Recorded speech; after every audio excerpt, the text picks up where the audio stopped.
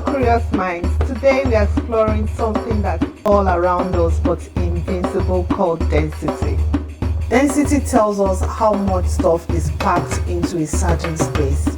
The denser something is, the heavier it feels for its size. In this lesson, we'll be exploring density through 5 different experiments. You can follow the class by accessing the worksheet attached to this video. Let's start with the floating egg experiment. It's a fun way to see density in action. This experiment shows how changing a liquid's density can make an object float. Fill a glass 3/4 full with water. Gently place the egg in and observe it sink. Remove the egg. Add 2 tablespoons salt. Stir until fully dissolved. Add the egg again and see if it sinks or floats. Repeat the process. Keep adding 1 tablespoon at a time, stirring, then retest the egg until it floats. In pure water, the egg sinks, but when we add salt, we increase the water's density and the egg floats. Salt increases the water's density. When the water becomes denser than the egg, the upward buoyant force is greater than the egg's weight, so it floats. You can vary the experiment by using sugar instead of salt and compare your results. Other eggs may float even in tap water due to air pockets in the shell. This is usually done for freshness tests. Ships ride higher in seawater than in fresh water. People float more easily in the Dead Sea because it's extra salty and that makes it extra dense. Next up is the magical oil and water trick. With this experiment, we can visualize liquids in layers. Fill a cylinder halfway with water. Slowly pour oil down the side so it forms a separate top layer. Let it settle and observe the sharp boundary. You can also stack your liquids by pouring honey, then dish soap, then water, then oil, and then colored alcohol. Let each settle before adding the next. Liquids with different density form layers. Oil is less dense than water, so it floats. Oil and water don't mix, so the boundary remains clear. When oil splits float on oceans, cleanup tools remove the oil layer. Industrial separators use density differences to split fluids. To add fun to your experiment, add more liquids of different densities and color like honey, dish detergent, colored water, vegetable, and rubbing alcohol to make a density rainbow. To add more fun, drop in small solids like grape, cherry tomato, plastic bead, metal or nut, and see where each packs in the stack. Gently stir and time how long the layers time to separate again.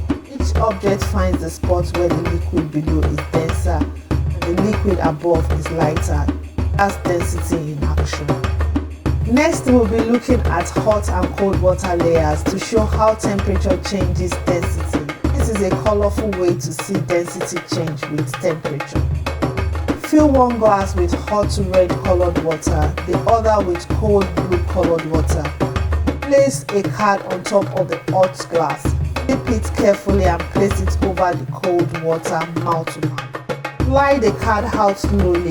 Observe the red hot water stays on top and the blue water stays below with a clear boundary.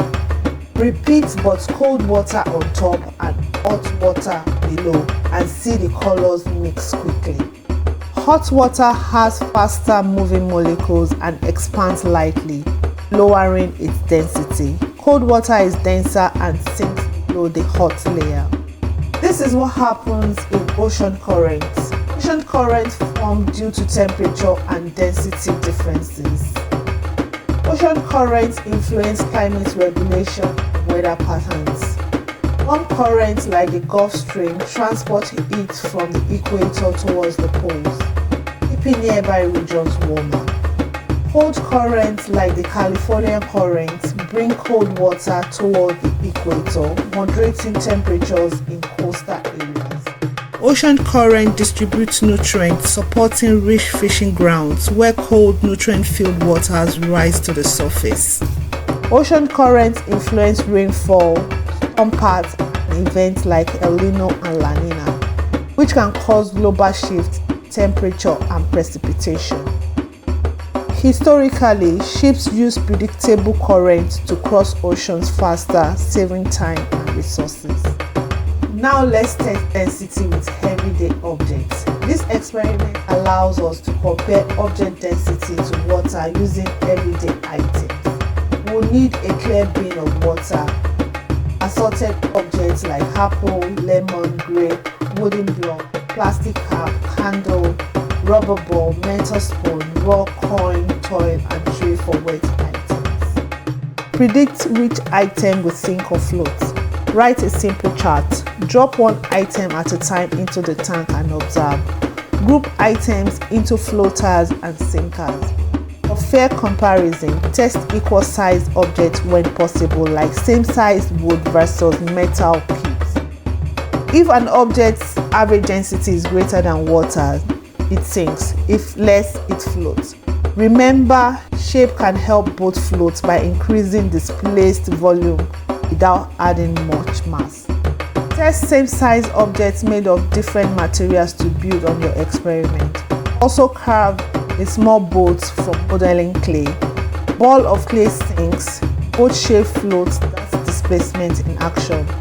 Try salty water to make other line items float. Engineers design ships and submarines by carefully choosing materials with the right density.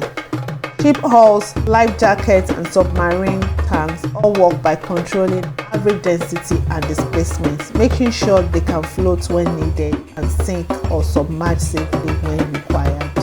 The fifth experiment is a density experiment that's also groovy. We are making a homemade lava lamp by using gas bubbles to change the density of colored water blobs in oil.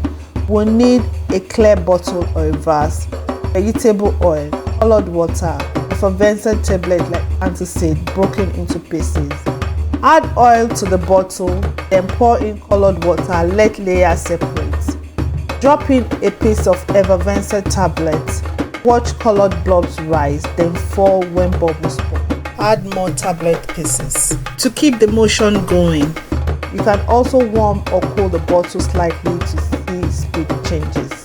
The fifth pushes the water blobs up through the oil and density makes them sink again. Carbon dioxide bubbles adhere to water blobs, lowering their combined density so they rise through the oil when bubbles burst at the top, and the blobs become denser again and sink.